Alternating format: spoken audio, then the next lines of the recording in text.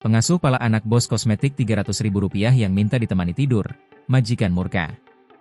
Curhat bos kosmetik soal anak di pala pengasuh sendiri sebesar Rp300.000.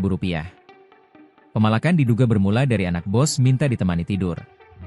Curhatan ini diungkapkan melalui akun TikTok, Gladys. Bos kosmetik bernama Gladys KLT atau Resti Hajar Septiana itu membagikan pengalaman pahitnya menyewa jasa pengasuh anaknya. Sang anak diduga dipala oleh pengasuhnya sebesar Rp300.000 jika ingin ditemani tidur. Dia membagikan rekaman CCTV yang menayangkan, sang anak memberikan duit dari celengan berbentuk mainan. Peristiwa itu terjadi di kamar tidur sang anak pada Rabu, 28 Mei 2025, pukul 19.26 waktu Indonesia Barat.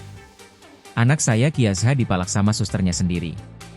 Temenin tidur Rp300.000, disuruh ambil kucing Rp100.000, kata Gladys yang dikutip pada Senin, 30 Juni 2025, via Warta Kota.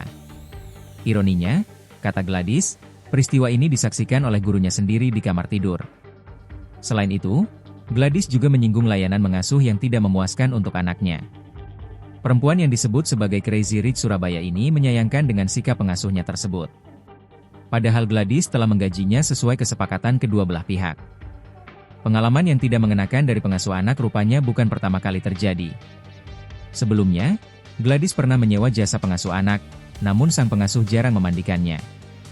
Gladys mengaku, saat itu dia sedang sibuk-sibuknya bekerja keluar kota, hingga keluar negeri dan berharap anaknya mendapat pengasuhan yang layak. Gladys menyebut, selalu menanamkan kebaikan nilai-nilai dan kebiasaan yang baik kepada sang anak. Dia bersyukur, telah memasang kamera CCTV di setiap sudut rumah sehingga semua aktivitas pengasuh dan anaknya dapat dimonitor sekalipun dari jarak jauh.